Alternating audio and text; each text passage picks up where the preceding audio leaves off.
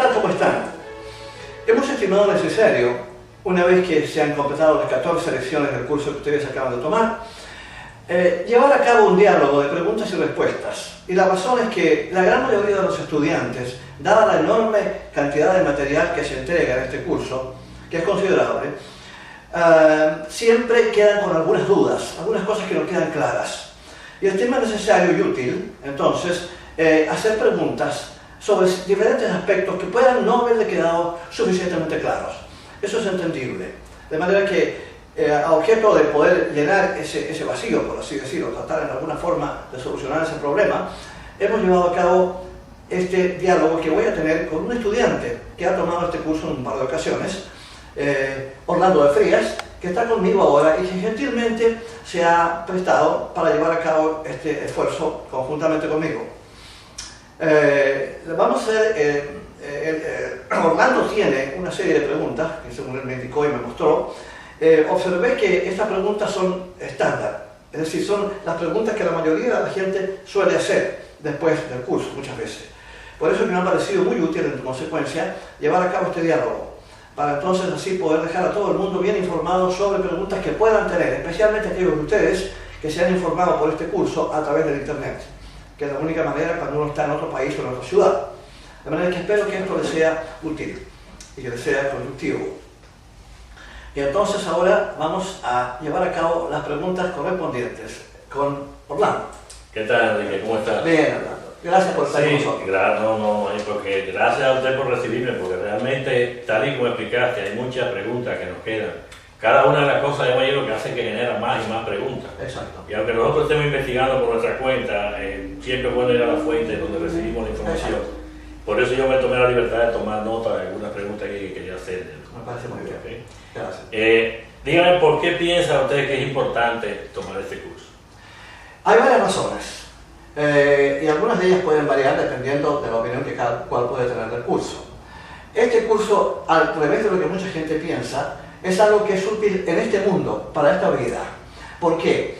Porque cuando la gente empieza a pensar, y el objetivo de este curso es poner a la gente a pensar, y cuando la gente empieza a pensar, le empieza a cambiar la vida, porque empiezan a observar las cosas como son, y no como otras personas le han dicho que son. En este curso no pretendemos lavar el cerebro a nadie, como tú sabes, ya lo hemos dicho varias veces. Lo que queremos es que la gente se ponga a pensar. El desastre actual del mundo occidental, sobre todo, se debe fundamentalmente a que la gente dejó de pensar. Empezó a escuchar opiniones de otras personas, algunos que se decían representantes de Dios, o como fuera, políticos, religiosos, o como fuera, sin realmente analizar lo que se les estaba diciendo. El resultado ha sido un desastre de orden psicológico de proporciones bastante grandes. Y han llevado a cabo un proceso de deterioro en la moral en general del mundo occidental que es realmente lamentable. Pensamos que una vez que la gente está debidamente informada acerca de los parámetros y las leyes que rigen la evolución del ser humano, la actitud del individuo cambia. En alguna forma se produce una especie de iluminación y uno empieza a enfocar las cosas que le pasan, ya sea buenas o malas, dolorosas o gratas, de mejor manera, de una manera distinta antes. Realmente lo que hace es cambiarle la vida a la gente. Este curso cuando se toma y se entiende claramente. Esta no es mi opinión, esta ha sido la opinión de un montón de estudiantes. Y llevo 28 años haciendo este trabajo. Y estos estudiantes, la gran mayoría a través de los años, con muchos de ellos me he encontrado a veces años después de que tomaron el curso. Años después. Y me han dicho que les cambió la vida. Ese es el objetivo y por eso es que es tan importante su difusión. Es una respuesta que me alegro mucho de que haberla preguntado, en el sentido de que la mayoría de nosotros vamos a este tipo de cursos tratando de investigar o de aprender qué podemos esperar en el futuro, qué nos espera después de la muerte. Sin embargo, lo que menos pensamos es que nos va a servir aquí mismo en esta vida. Exacto. Es muy interesante. En la cuarta lección de este curso habla sobre reencarnación. ¿Podría explicarnos por qué las religiones occidentales niegan esta doctrina? Bueno, hay varias razones, y algunas de ellas pueden ser especulativas, digamos, pero hay varias razones, algunas de ellas me parecen perfectamente válidas. La reencarnación, esencialmente lo que hace, es poner la redención del individuo o su liberación, o salvación, como le llaman algunas religiones, en manos del individuo. Para eso lo que le dice es que tiene muchísimas vidas para vivir, porque se entiende que el desarrollo del enorme potencial interno que tiene cada ser humano no va a poder ser desarrollado en una sola vida. Comenzamos desde un punto sumamente primitivo. Todos sabemos que en el mundo, en la vida, incluso en el mundo actual, existe gente que vive en cavernas todavía. Es evidente que estamos en diferentes estados de evolución. Pero todos hemos pasado por los mismos procesos de caverna, todo eso es inevitable, porque aquí nadie empieza desde arriba, todos empezamos desde abajo, en el sistema. Y en consecuencia tenemos esta especie de carrera en la cual estamos embarcados para lograr el desarrollo de la conciencia. Vale decir, un potencial de divinidad que es de un esplendor extraordinario y que todos tenemos en semilla dentro de nosotros. Pero lo que se nos enseña en esta enseñanza fundamentalmente es que todo está en manos de nosotros. No hay intermediarios entre nosotros y Dios. Se nos han entregado los medios, el planeta y sus recursos. Se nos han entregado las leyes universales, los vehículos solamente para pensar, un cuerpo astral para sentir, un cuerpo físico para actuar. Tenemos este equipo, la vitalidad correspondiente. Y tenemos gente que encarna y que no tendrían por qué hacerlo porque ya han completado su evolución individual, únicamente para decirnos qué hacer y qué evitar a objeto de hacer este proceso un poco menos lento y más eficaz. Lo que hacemos es fundar religiones cuando se van. Y esas eventualmente se desvirtúan, se transforman en algo político y económico. Y al final nadie sabe lo que el que comenzó el asunto realmente qué fue realmente lo que dijo. Ese es el problema. Cuando uno niega la reencarnación, lo que hace es decir, usted tiene una sola vida para vivir. Y en esa vida usted no se puede salvar. Nosotros tenemos que guiarlo para salvarlo. Usted nos pasa un porcentaje de lo que gana y nosotros lo vamos a poner en contacto con Dios. A la hora que esta misma gente dice que existe la reencarnación o acepta la doctrina, su relevancia desaparece por completo. Por esa razón es que la Iglesia Católica eliminó, por ejemplo, la reencarnación en el año 553 en el Concilio de Constantinopla, precisamente por esa razón. Porque no tenía un control completo y adecuado, lo que ellos estimaban apropiado, sobre sus fieles. Les entregaba, en otras palabras, la salvación en manos de los fieles, que es lo que corresponde, porque lo que se está desarrollando somos nosotros, y si somos nosotros los que tenemos que hacer el trabajo. Es tan simple como eso. Nadie va a poder salvarlo. Es solamente una vida adecuada, recta, en línea con las leyes del universo, en línea con el respeto y el amor por los demás, por nuestros semejantes, lo que nos va a salvar. Lo demás es totalmente inútil y no sirve absolutamente para nada. Eso es lo importante de recordar. Por eso es que la reencarnación no es aceptada, especialmente en la mayoría de las religiones occidentales, porque en las religiones orientales la reencarnación es un dogma de fe. En teosofía no tenemos dogmas, como tú sabes. Hemos analizado la doctrina, los que hemos estudiado teosofía, y hemos concluido que una vez que la estudiamos y la analizamos en su detalle y que realmente corresponde, hemos concluido que es perfectamente razonable que exista la reencarnación y que es el elemento pivotal, digamos, para lograr el desarrollo que buscamos. Magnífico. ¿Qué influencia puede tener la teosofía sobre el futuro de la humanidad? Considerable, precisamente por todo lo que hemos hablado ahora hablando. Cuando la teosofía se entiende correctamente, cuando sus postulados se asimilan adecuadamente y cuando en consecuencia ellos tienen un efecto sobre la forma como uno vive su vida, el avance se hace bastante más rápido. Lo que se está desarrollando dentro de nosotros, se nos asegura, es de un esplendor, de un brillo y de una sabiduría extraordinaria. Va a tomar tiempo, eso sí, bastante, inevitablemente, pero eventualmente vamos a llegar donde tenemos que llegar. Eso es absolutamente inevitable, pero tenemos que aplicarnos al asunto. Somos nosotros los que tenemos que hacerlo. ¿Cómo sabemos que lo que nos dice la teosofía es verdad? ¿Y cuán válida es nuestra fuente? Esa es una pregunta muy buena, una observación bastante lógica. Porque la respuesta, aunque parezca sorprendente, es no sabemos. Sí, es verdad. Lo que sí pensamos es que lo más probable es que sea verdad. Vuelvo a repetir, en teosofía no tenemos dogma. Ojalá yo pudiera decirle a la gente, a ti, a todo el mundo, los que están interesados en esto, esta es la verdad, olvidémonos de lo demás. Los maestros que nos entregaron esta enseñanza, uno de los cuales están aquí al lado mío, se trata de ellos sí que tenían derecho a decir que esta es la verdad, y lo dijeron, esta es la única verdad. ¿Pero por qué? Porque ellos no han podido comprobar directamente. Ese es el asunto. Uno de ellos le dice a uno de los filósofos originales, que se llamaba Alfred Sinek, un británico que residía en la India, le dice, lo que nosotros le enseñamos, se lo enseñamos porque sabemos positivamente que es así. Y le podemos decir con absoluta certeza que un átomo no es la última partícula de materia, que tiene partículas, y que se subdivide y que se subdivide infinitamente. ¿Y en qué año fue eso? Eso fue en el año 1882, cuando en las universidades, en la cátedra de física, se enseñaba que el átomo era la última partícula de materia y que no era divisible.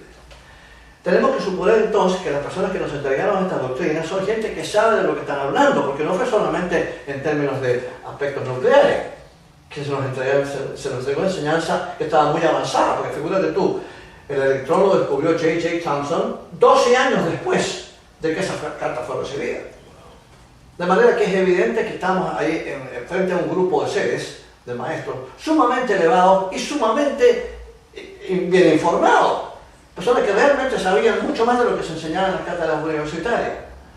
De manera que si esa gente formula doctrinas de orden, digamos, esotérico, yo me inclinaría a pensar, una vez que las examino y me doy cuenta que tienen sentido, que hay una lógica detrás del asunto, de que aunque sea una hipótesis y tenga que permanecer como una hipótesis para nosotros, tienen una validez innegable. Y por esa razón entonces que uno se inclina a aceptar estas ideas, pero solamente como hipótesis. Correcto. ¿Es posible realmente definir a Dios? Buena pregunta. Desde el punto de vista de la filosofía, evidentemente. Bueno, desde cualquier punto de vista. La idea, a ver si podemos definir a la divinidad. Tú sabes que existía un gran pensador, un gran místico, Jiddu Krishnamurti, un hombre realmente notable, que ya no está con nosotros, se encarnó hace mucho tiempo, hace un tiempo ya, 15 años que era muerto Mama Krishnamurti, creo que murió en 96, en 1996 por ahí. Krishnamurti le hicieron esta pregunta una vez, si él podía definir a Dios. Era un hombre que daba conferencias por todas partes, charlas, escribió muchos libros, en fin, qué sé yo. Y entonces le preguntaron, y la respuesta fue instantánea: no soy tan estúpido. Eso fue lo que dijo Krishnamurti. Era muy claro, él no andaba con rodeos ni de diplomático para sus cosas. Él decía las cosas como él pensaba que eran y se acabó. ¿Qué es lo que nos estaba diciendo? Un hombre que dedicó su vida al estudio del esoterismo, que fue miembro de la Sociedad Teosófica durante mucho tiempo, fue educado por teósofos, etcétera, etcétera. ¿Qué es lo que nos estaba diciendo? Que la naturaleza de Dios es algo tan extraordinariamente complejo que la mente humana jamás podría llegar a entenderlo. Se nos habla en teosofía del absoluto, como vimos durante el curso.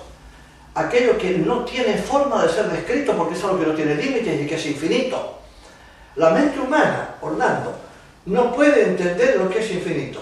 El concepto de algo que existe pero nunca comenzó y nunca va a terminar, para la mente humana es imposible de racionalizar, aún para la más brillante. Hablemos de Einstein, mentes superiores a la de Einstein, si es que las hay. Jamás en la vida podrían, y ellos mismos, personas de ese calibre, lo han reconocido abiertamente. No sabemos lo que es el absoluto. Se nos dice que el absoluto surge en Logos, que es esencialmente el ser que crea y establece el universo, que lo sostiene con su energía, su vida. Pero más allá tampoco sabemos mucho. Decimos que es un ser, el Logos, pero el concepto de ser que nosotros tenemos se aproxima al ser humano. Un ser divino para nosotros es una cosa muy difícil de entender. De manera que tratar de definir a Dios es un poco aventurado. Naturalmente que el ateo nos va a decir, si no puedes definir a algo o a alguien, ¿cómo puedes creer que ese algo o alguien existe? Y es razonable que todo el mundo piense en esos términos. Bueno, el asunto es que tenemos por delante su manifestación. Es un universo es un universo absolutamente gigantesco, de proporciones increíbles, manejado y sostenido con una energía extraordinaria, con leyes precisas basadas en matemáticas y con un propósito lo más claramente establecido del mundo, que es la evolución, el mejoramiento de todo. Todo se mueve en el universo, hay una dinámica continua, que no solamente tiene todo el movimiento, de los átomos más pequeños, lo que sea, no solamente eso, sino que además que va haciendo que todo mejore, que todo se vaya superando en ciclos interminables. De manera que esto claramente deja en evidencia la existencia de un plan. Y si tú tienes un plan, pues tienes que tener un planificador, porque el plan no puede salir de la nada. De manera que entonces tenemos que aceptar la existencia de un planificador para decir Dios, como lo quieras llamar, el nombre que le pongamos no importa, este nombre lo inventamos nosotros, o sea, Dios, God, en fin, diferentes religiones, qué sé yo, esos son nombres que nosotros inventamos, no importa el nombre que le pongamos, pero hay alguien o algo detrás de todo esto, pero de otra manera y organizado, pues evidentemente una mente infinitamente más grande de lo que podríamos llamar una mente humana, evidentemente, pero evidentemente hay un organizador y un impulsador en todo esto. Y entonces por esa razón es que no podemos definir a Dios, pero al mismo tiempo no podemos negarlo tampoco. Claro. Es tan simple el caso. ¿Es necesaria la fe? ¿La fe? Que la fe se mueve en todas las religiones. Y esto Tú sabes que hay un viejo dicho que dice la fe mueve montañas. Esto ha sido motivo de grandes confusiones en este sentido. Porque lo que se quiere decir, una metáfora, para decir que cuando uno se embarca en cualquier tipo de empresa, si uno no confía en lo que está haciendo, no tiene clara la mente en ese sentido, y no tiene fe en el resultado, de acuerdo con lo que está haciendo, no le va a resultar la empresa, le va a ir mal. Hay que tener fe en lo que uno está haciendo. Ahora, la fe, para que tenga valor, tiene que apoyarse en hechos. Tiene que apoyarse en sensatez, en lógica. Tú no puedes decir, yo tengo fe en que esto va a pasar. Y yo te pregunto, ¿y por qué tú tienes fe en que eso va a pasar? Y tú me dices, no tengo idea por qué, pero yo tengo fe. Es una cosa que no tiene el menor sentido. Si se va a tener fe, esa fe tiene que estar fundamentada adecuadamente. Es lo más importante de todo.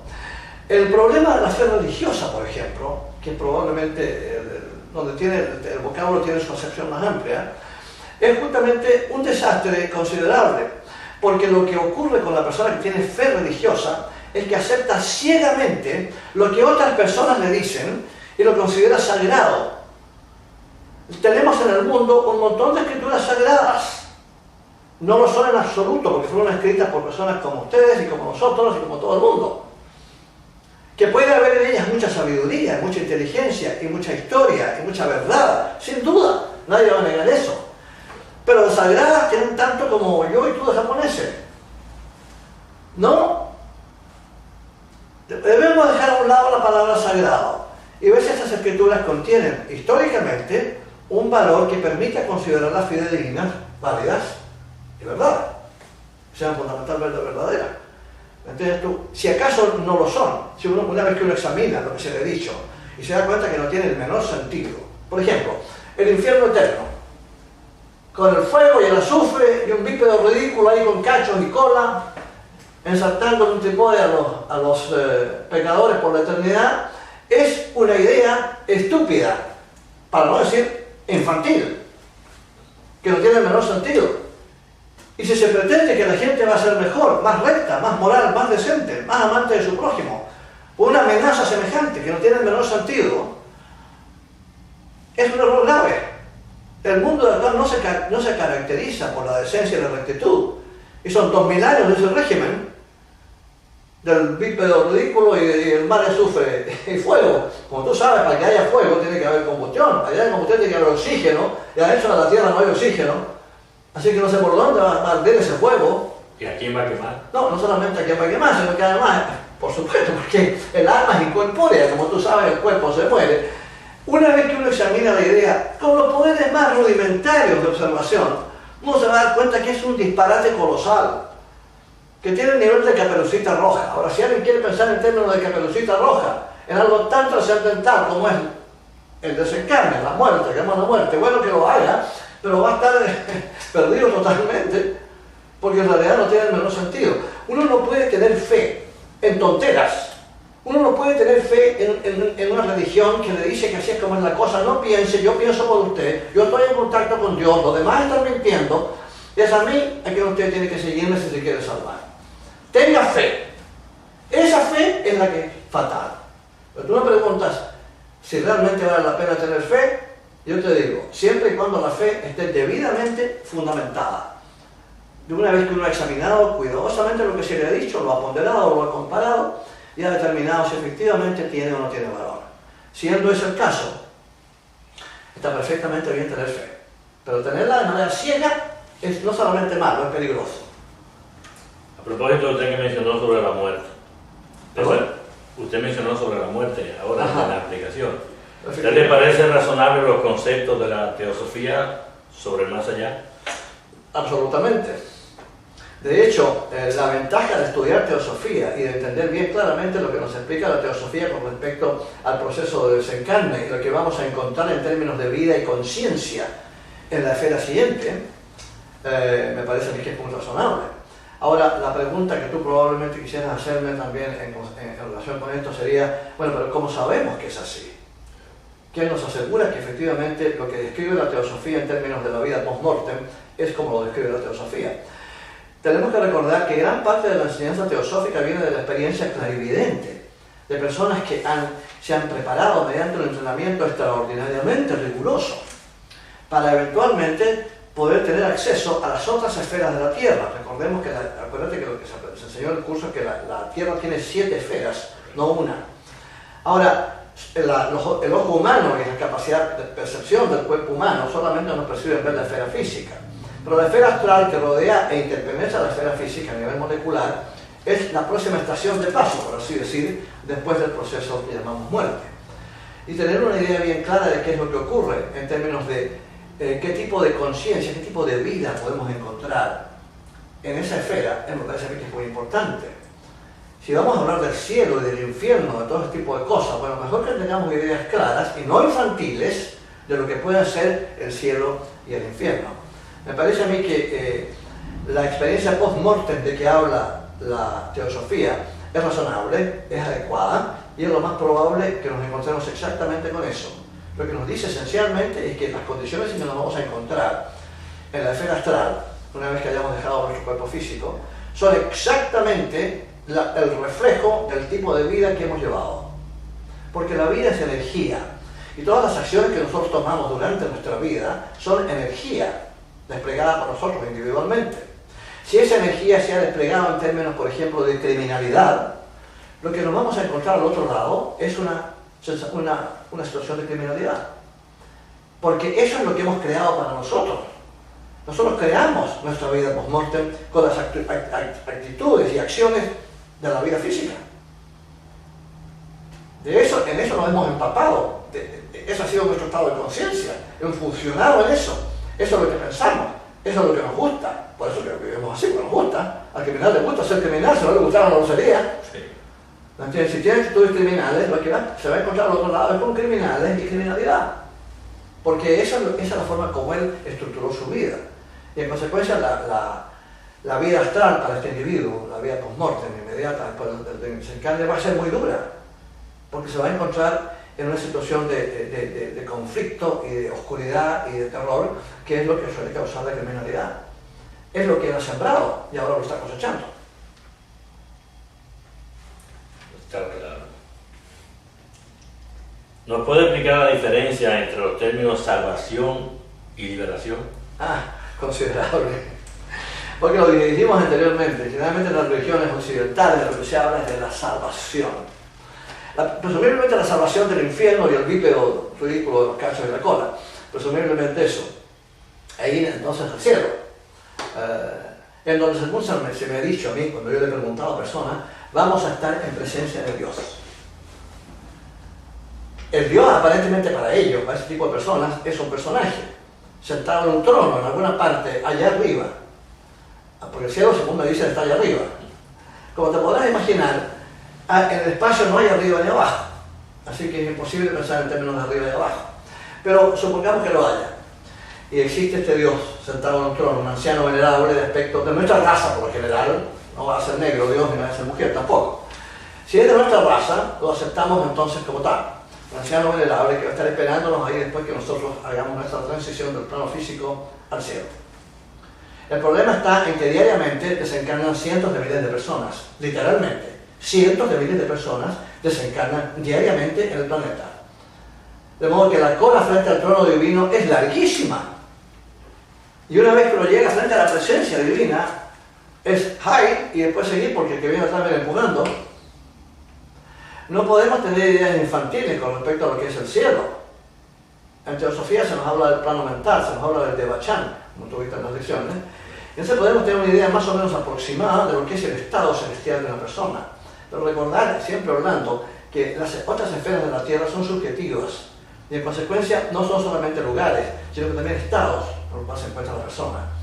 Es el estado, el grado de desarrollo interno que tiene la persona, su estado de conciencia, lo que va a determinar lo que pueda experimentar en términos de felicidad celestial al otro lado de lo que llamamos la vida física.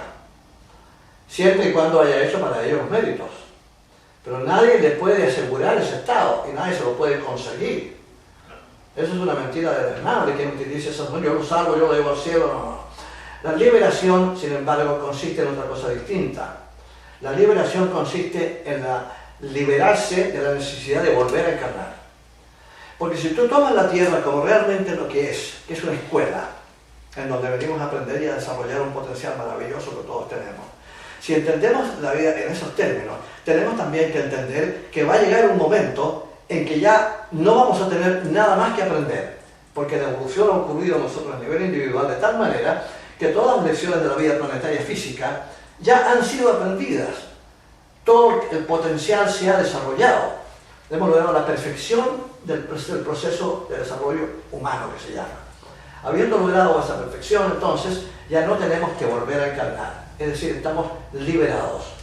Y ahora entonces comienza una vida de gran bienaventuranza, según se nos asegura, pero también de mucho trabajo en las esferas superiores a esas, porque son 7 esferas, como tú sabes, la Tierra, de modo que hemos llegado hasta la tercera, nada más que la esfera mental. Y eventualmente ahora empieza la etapa superhumana, que comienza desde el plano búdico hacia arriba, digamos. Tenemos la opción siempre de volver a encarnar voluntariamente, para ayudar. Y eso es lo que los maestros que nos entregaron este conocimiento han hecho, con enorme generosidad, porque el que gana su liberación y renuncia a ella para ayudar a quienes vienen evolucionando detrás de ellos, sus hermanos menores, merece todos los méritos del caso. Merece una admiración, una gratitud de parte nuestra que nunca podrá tener suficiente valor, porque realmente lo que hacen por nosotros es extraordinario. Existen también, se nos asegura, otras opciones, todas relacionadas con trabajo, pero esta debe ser una de las más duras. Una vez que tú te has liberado de tener que reencarnar, volver a hacerlo voluntariamente porque tienes que venir como un bebé igual que cualquier otra persona, ser parido por una mujer, es muy duro y lo hacen por nosotros. De manera que ahí está la diferencia entre salvación y liberación. La palabra salvación no existe en teosofía. Liberación. Correcto. ¿Por qué es necesaria la fraternidad universal? Mira, esto no es tan difícil de entender. Trata tú de visualizar el mundo, un mundo, mejor dicho, en lo único que exista es la actitud fraternal para los demás. ¿Qué significa? No engañas a nadie, no haces sufrir a nadie, no estás a nadie, no ignoras a nadie, amas a todo el mundo, ayudas cuando puedes, donde hay dificultad y necesidad, corres a ayudar aunque sea a costilla de sacrificio personal y muy intenso a veces. Lo das todo y no pides nada. Eso es fraternidad. ¿Qué significa fraternidad en este caso? Que la vida de los demás y el sufrimiento de los demás te impacta tanto a ti como el propio. Lloras darle de comer a tu hijo por situaciones terribles y aflictivas que puedan estar pasando. Te das cuenta que tu hijo está muriendo de hambre. Por tu hijo. Llorarías de la misma manera por el hijo de un chinito que está al otro lado del mundo, o un negrito en el África, o un europeo en Rusia, o en Alemania, aunque fuera, que no son hijos tuyos, son de otra raza y de otra cultura, pero están muriendo de hambre. Te causaría la misma angustia, la misma desesperación? Ciertamente que no. Todavía no hemos llegado a ese punto. Cuando llegamos al punto en que el sufrimiento ajeno, venga de quien venga, de la cultura que venga, sea pariente o no sea pariente de uno, de la raza o lo que sea, cuando ese sufrimiento nos causa angustia y queremos hacer todo lo posible por paliarlo en alguna forma, hemos logrado una medida de fraternidad universal.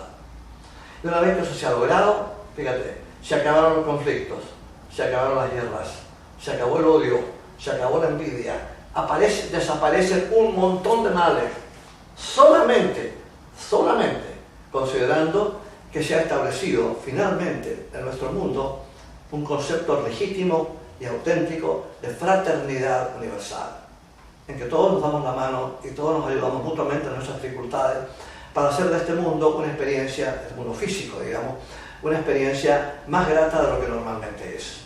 Es posible eso, no es un sueño, como dice uno de los maestros, es un noble sueño, si fuera solamente un sueño, pero no es un sueño, es una posibilidad.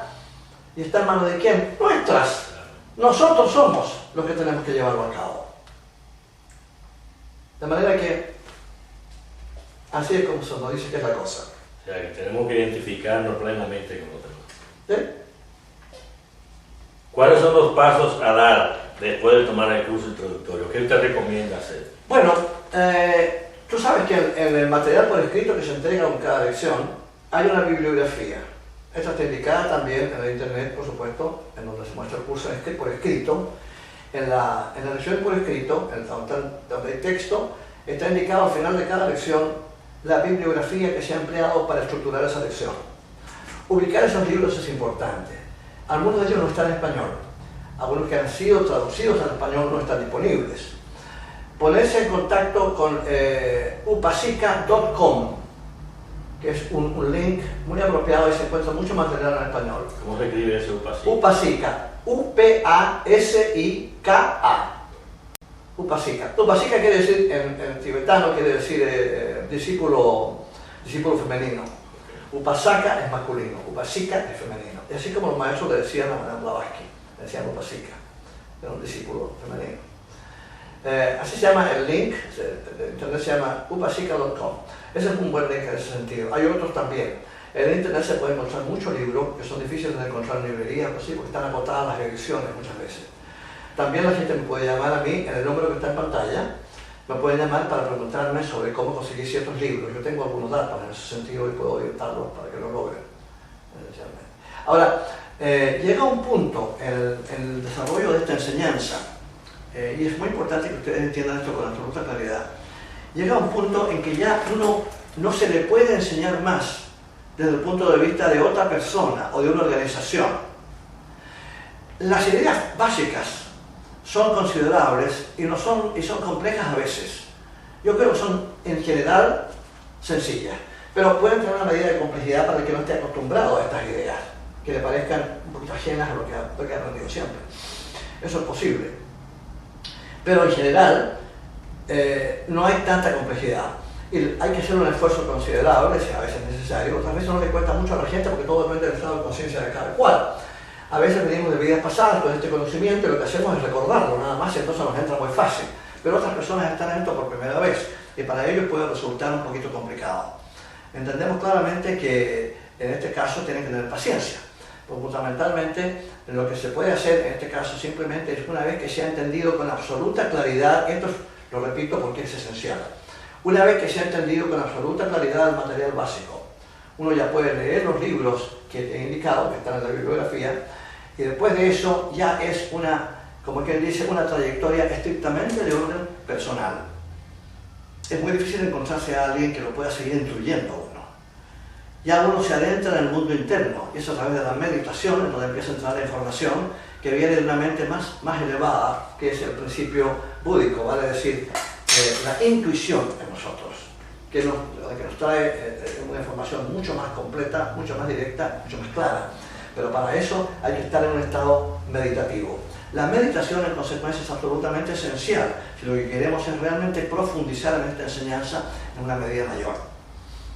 Pero para eso, vuelvo a repetir, es esencial tener lo básico, lo fundamental, lo que aprendieron en este curso, tenerlo claro.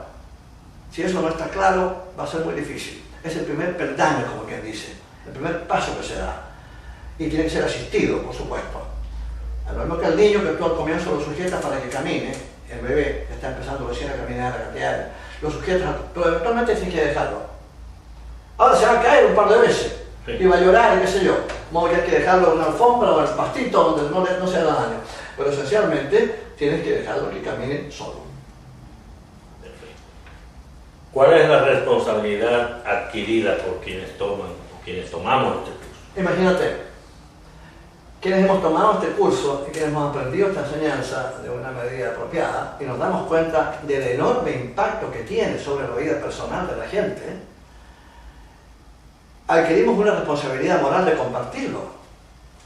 Si nos damos cuenta que esto puede ser una solución para la humanidad, no tendrías tu deseo de compartirlo.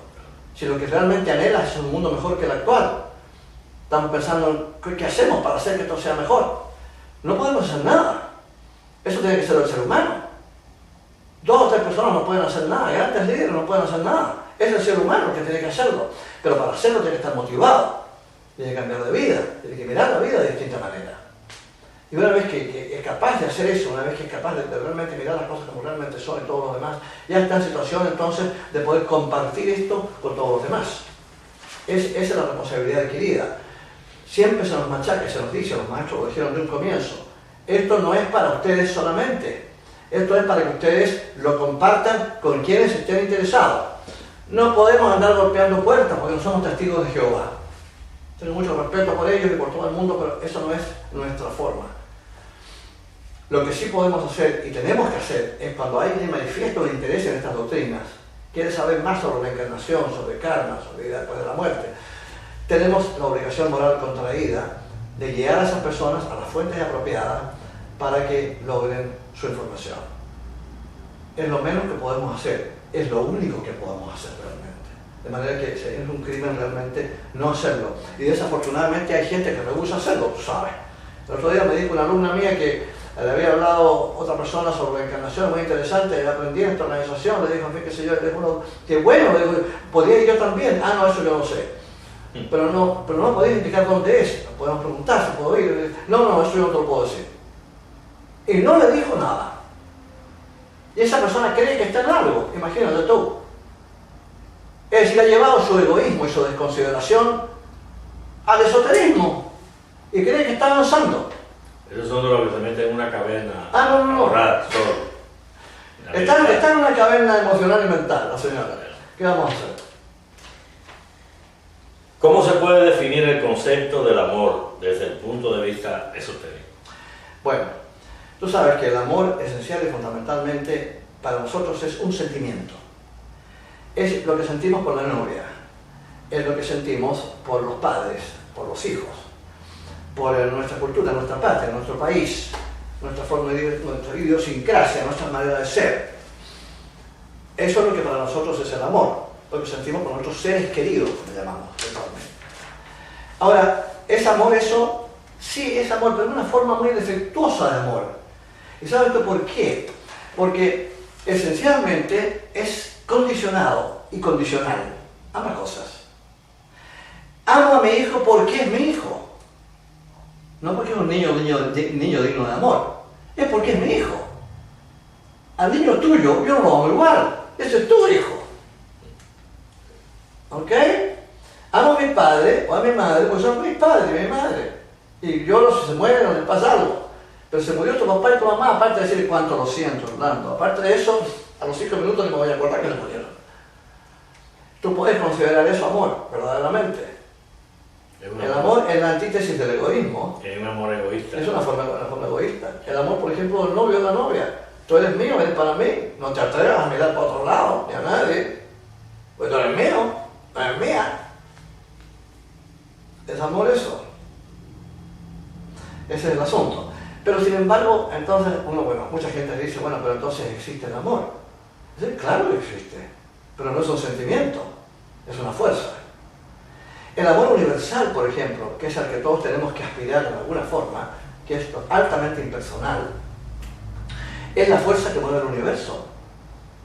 Piensa tú que el logos se manifiesta y manifiesta un universo sin nada que ganar realmente. Que va a lograr una medida de evolución, eso inevitablemente, pero no lo hace por eso, lo hace por amor. Tiene consigo todas estas mónadas, todas estas chispas de divinidad que no tienen conciencia, y que darles la oportunidad de que adquieran conciencia y que sean como él. Digo él sin saber si se trata de hombre. No es genérico el asunto, no es tú sabes, de género masculino o femenino. Y entonces manifiesta un universo y lo sostiene con su vida y su energía. Todo lo que tenemos nos es dado, nada nos es pedido de vuelta, salvo, eso sí, que se nos sugiere que lo aprovechemos, eso sí. Pero tenemos una mente que nos ha sido regalada, tenemos un mecanismo que genera en nosotros emoción y deseo, el cuerpo astral, que también nos es regalado.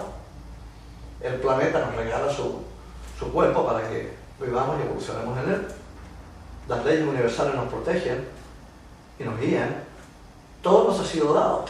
La vida misma, el hecho de que estemos vivos y la conciencia. La conciencia en semilla, pero la vida de hecho nos está siendo entregada continuamente, segundo a segundo. Ese es el verdadero amor, que todo lo da y nada pide a cambio. No es emocional, ni es personal, es para todos, es omnienvolvente. Eso lo sentimos. Ese es el verdadero amor.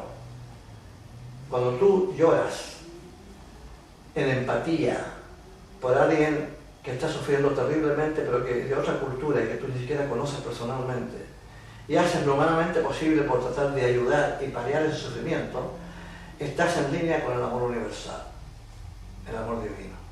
Ese es el único amor, porque no puede haber en términos medios, ni puede ser condicional. No puede haber de por medio elementos de egoísmo.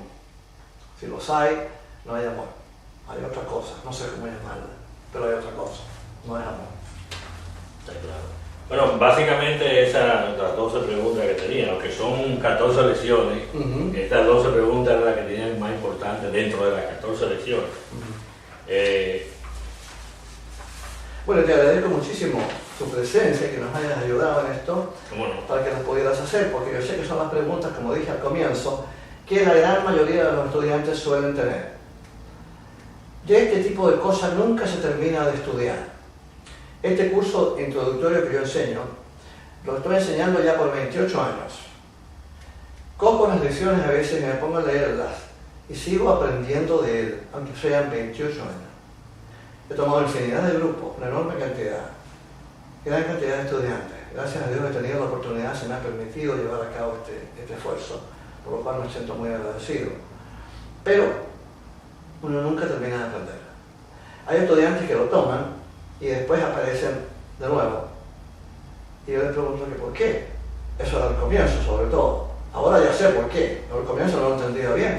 ¿Por qué quería repetirse el plato? Y me decían siempre lo mismo. Porque la segunda vez que lo tomé, me pareció como que no lo había tomado nunca. La cantidad de información que se me había ido la primera vez, la segunda vez la agarré muy bien. Y la tercera vez la agarré mejor todavía. Sí, hay gente que lo toma 5 o 6 veces. Y siempre me dice que están aprendiendo de él.